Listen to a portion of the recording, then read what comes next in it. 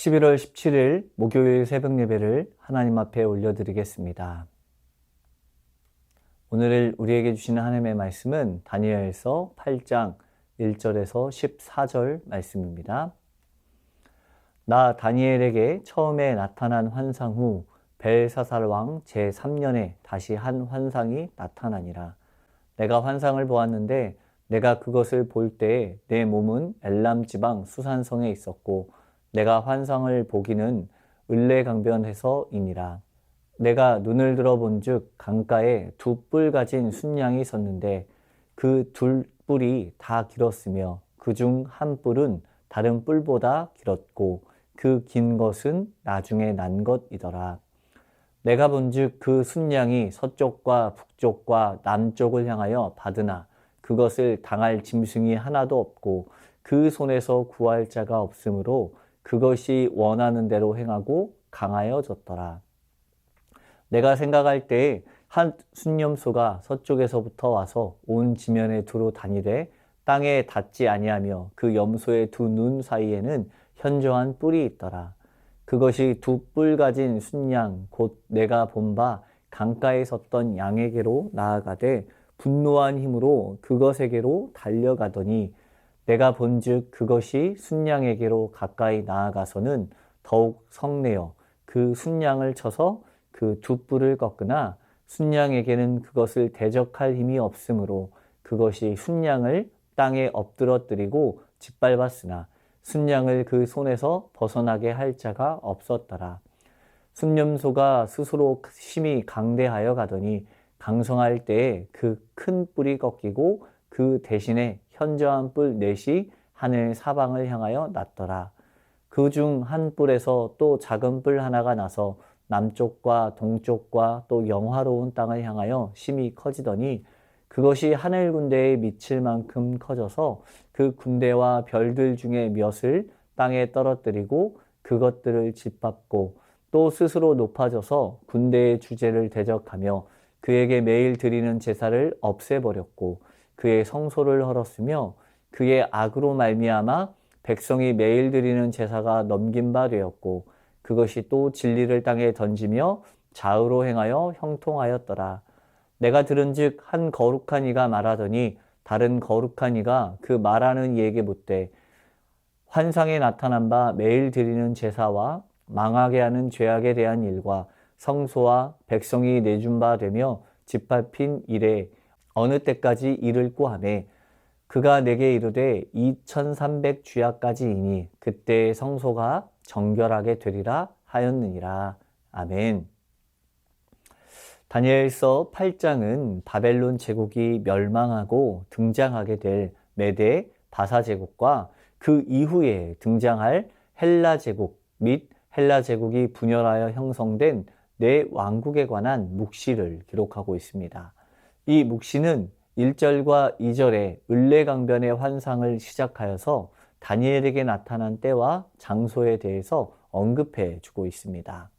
이 을레강변은 엘람 지방의 수산성 근처에 있었다고 하는데 이 수산성은 훗날 바사 제국의 계절적 수도의 하나가 되는 곳입니다. 그런데 당시 다니엘이 이곳에 머물게 된 이유는 확실하지 않습니다. 다음 3절과 4절은 환상 속에서 두 뿔을 가진 순양의 득세에 대해서 말해주고 있습니다. 이를 보면 다니엘이 환상 속에서 본 순양은 두 뿔이 다 길었는데 그중 한 뿔은 다른 한 뿔에 비해서 길었고 그중 긴 뿔은 다른 한쪽보다 나중에 난 것이었다라고 말하고 있습니다. 이러한 두 뿔을 가진 순양은 세 방향, 곧 서쪽과 북쪽과 남쪽을 향하여서 받았는데 이 순양을 자기 마음대로 강성할 수 있었습니다.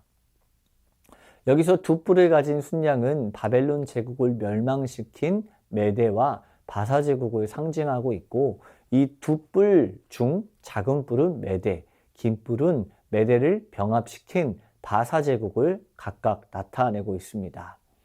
5절에서 8절은 서쪽으로부터 두 눈 사이에 아주 강력한 한 뿔을 가진 순념소가 매우 크게 분노하여 두 뿔 가진 순양을 쳐서 그 뿔들을 꺾고 마침내 순양을 굴복시킨 사실과 강성한 순념소의 한 뿔이 꺾이고 대신 네 뿔이 하늘 사방을 향하여 난 사실을 보도하고 있습니다. 여기서 한 뿔을 가진 순념소는 헬라 제국을 가리키며 한 강한 뿔은 헬라 제국을 건설한 알렉산더를 이야기합니다. 그리고 순념소가 분노하여 순양의 두 뿔을 꺾고 순양을 짓밟은 것은 헬라 제국이 그동안 헬라를 괴롭혀오던 바사 제국에 대하여 강한 복수심으로 공격하여 정복할 것을 의미합니다.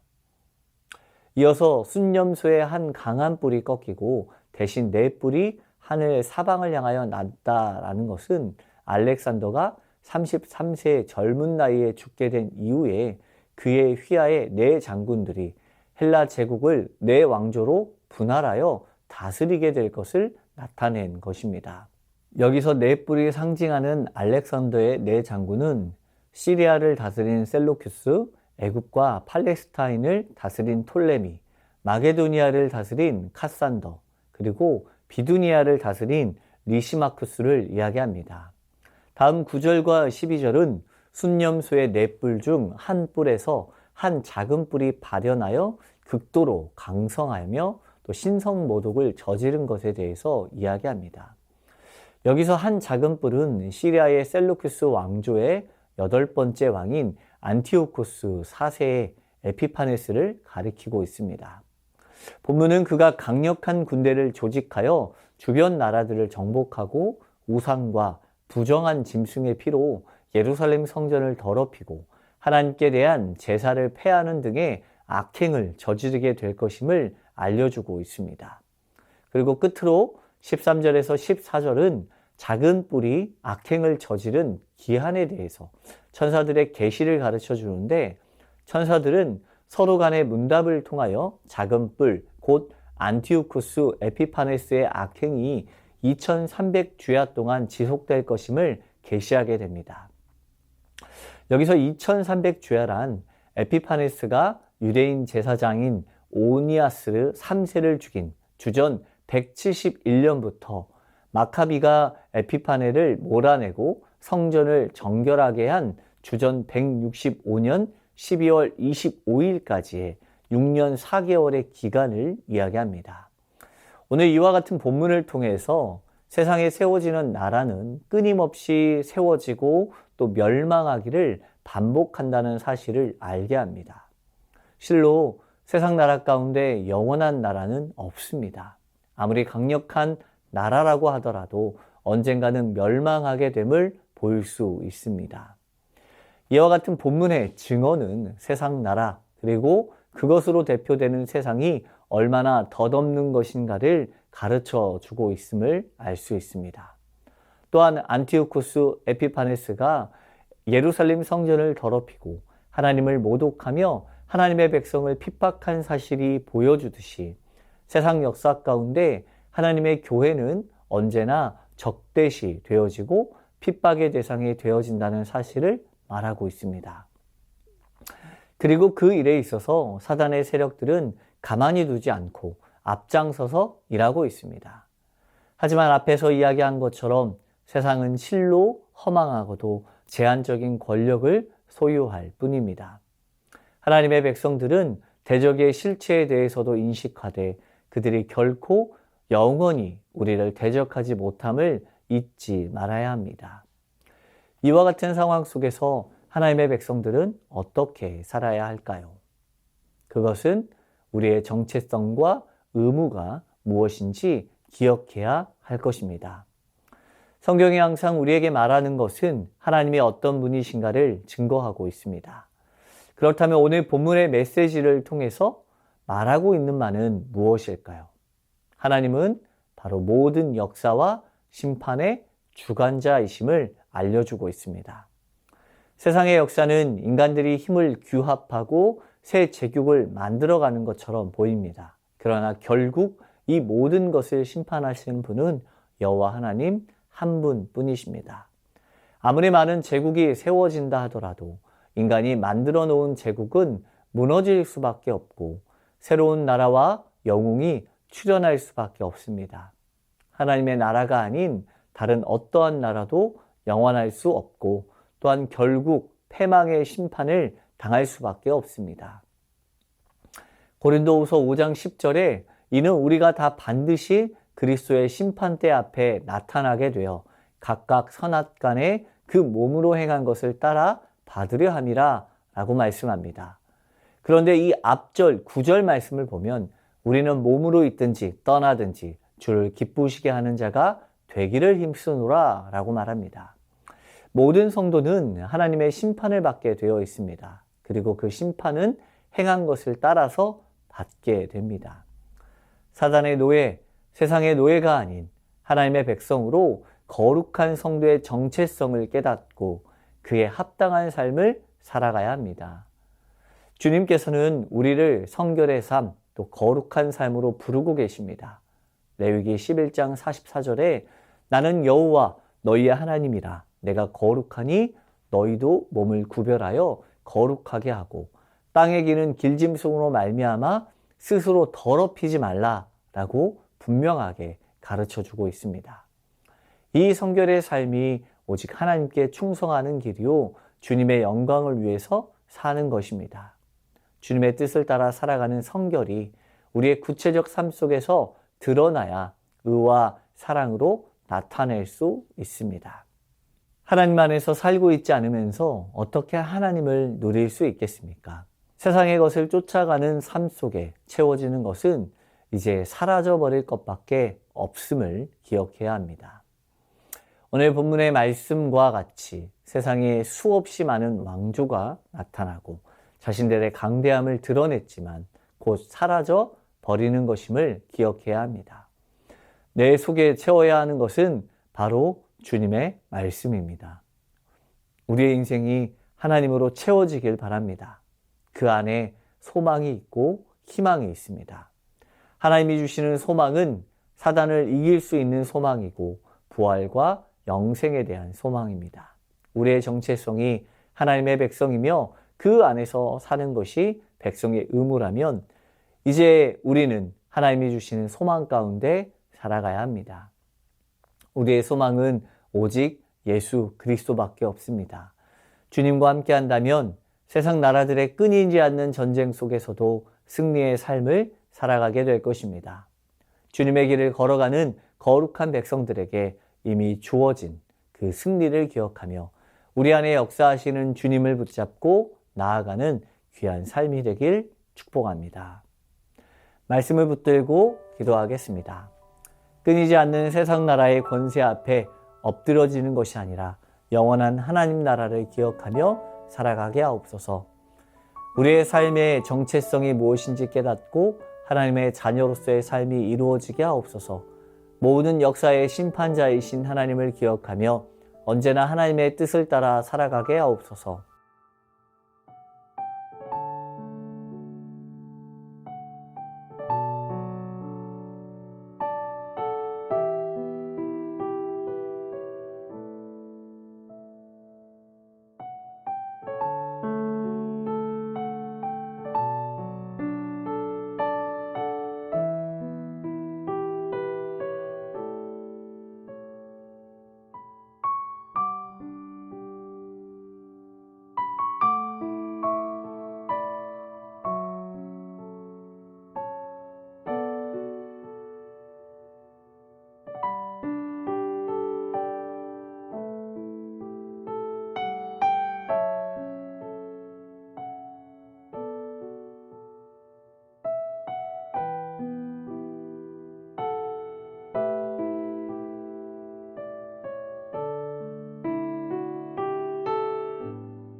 나라와 열방을 위해서 기도하겠습니다.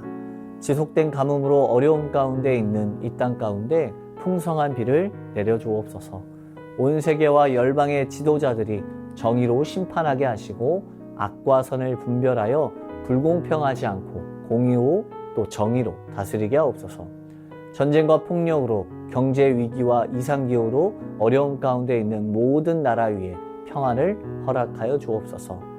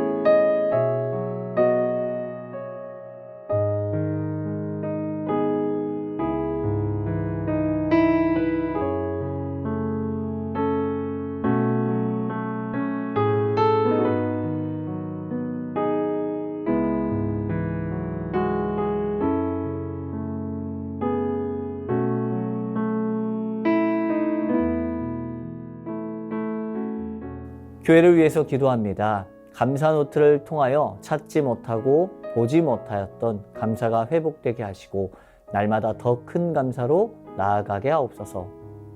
오늘 치러지는 수능 시험을 통하여서 최선을 다할 수 있는 힘을 허락하시고 그 최선 위에 역사하시는 하나님의 특별한 지혜와 지식 또 은총을 체험하게 하옵소서. 담임 목사님과 교역자들을 붙들어 주셔서 말씀 앞에 바로 서게 하시고 그리스도의 마음으로 사역을 감당하게 하옵소서.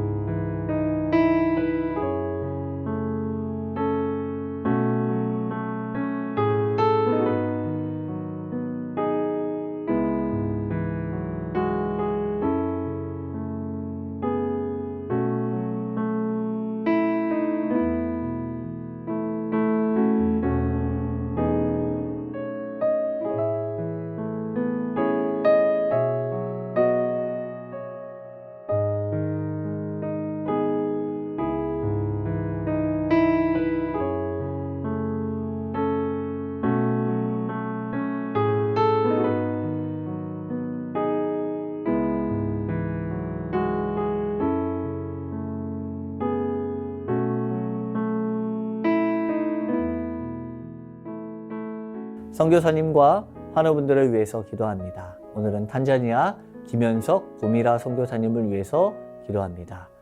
매주 부흥하는 주일 예배 가운데 말씀의 은혜가 있고 아이들이 주님을 만나게 하옵소서. 간호대학 설립을 준비 중에 있습니다. 이 사역을 위해 함께할 준비된 동역자를 찾게 하옵소서. 간호대학을 통해 배출될 간호사들이 육체적 치료뿐만 아니라 영혼 구원의 주님의 군사로 탄자니아를 복음 위로 세워갈 수 있게 하옵소서. 어느덧 2년의 비자 기간이 끝나고 새롭게 연장하는 시간이 되었습니다. 모든 서류가 잘 진행되고 계속해서 사역을 진행할 수 있게 하옵소서. 이 시간 환우분들을 위해서 기도하겠습니다. 김동엽 어린이, 김순궁 권사님, 문현자 권사님, 권우승 권사님, 이미남 권사님, 신혜남 권사님, 추명우 성도님, 추승민 형제님, 이춘실 집사님, 김인혜 집사님, 최혁기 성도님, 이길태 집사님, 김찬준 집사님, 김영자 권사님, 정순금 권사님, 김봉남 권사님, 김광순 집사님, 박문천 집사님, 노성빈 형제님, 최혜랑 집사님, 아버님을 위해서 우리 선교사님과 환우들을 위해서 기도하다가 개인 기도하겠습니다.